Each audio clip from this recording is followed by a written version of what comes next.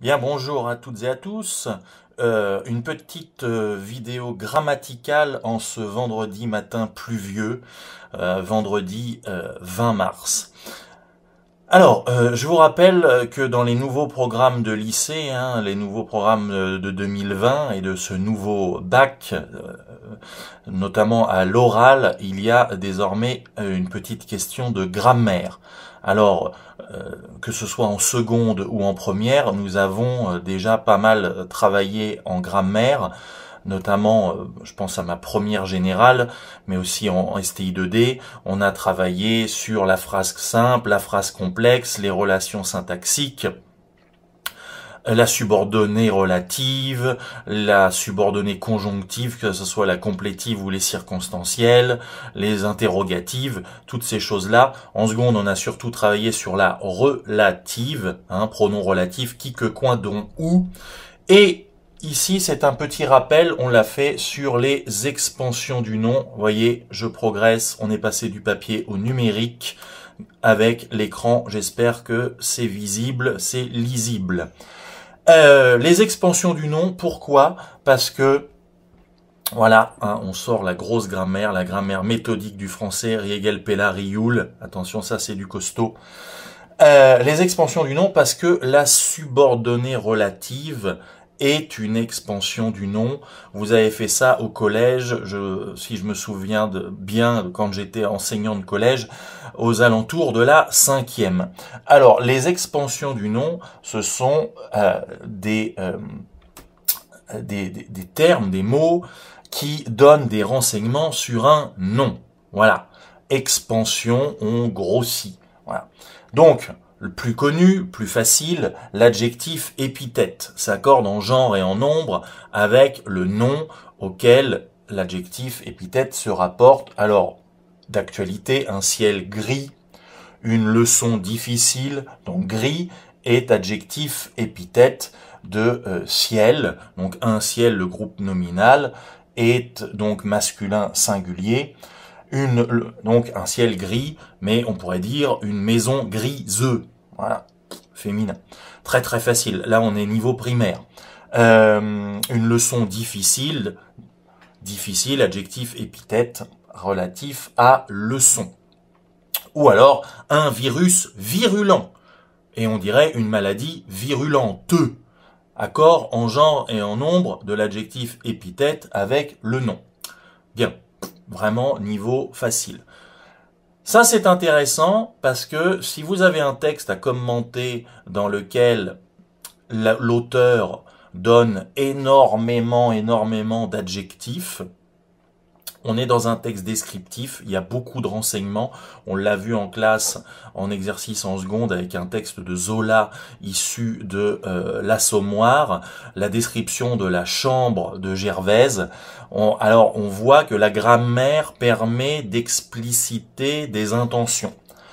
Autre expansion du nom, le complément du nom. Ah, alors là, il y a quelque chose qui fait saigner les oreilles, que j'ai encore entendu hier soir, ce matin.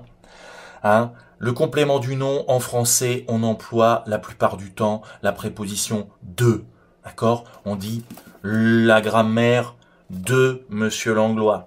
Le stabilo de Corentin.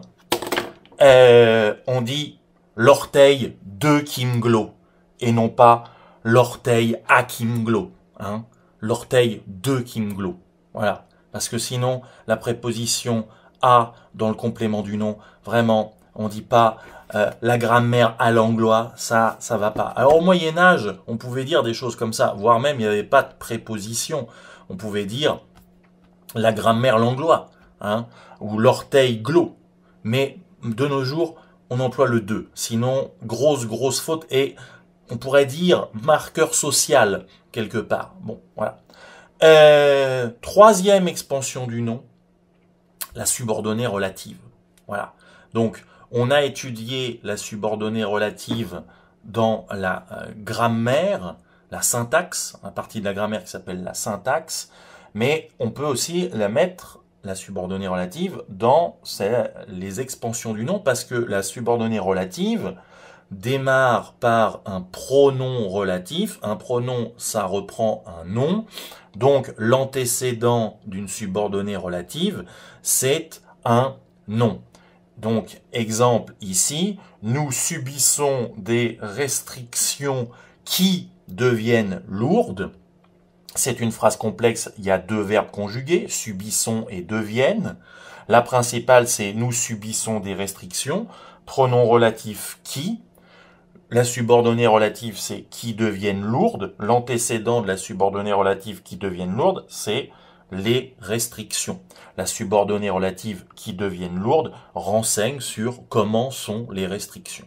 Voilà, ça c'est le troisième cas d'expansion du nom. Et enfin, quatrième cas, je me rappelle en avoir parlé en cours la semaine dernière ou il y a 2 semaines, et c'était un cas qui était assez obscur pour la plupart d'entre vous, là, ce qu'on appelle l'apposition. L'apposition. Apposition, hein. Pas opposition, mais apposition. Exemple, le Mont Blanc, virgule, toit de l'Europe. On dit 2 fois la même chose. Qu'à Paris, capitale de la France. Monsieur Macron, président de la République. D'accord ?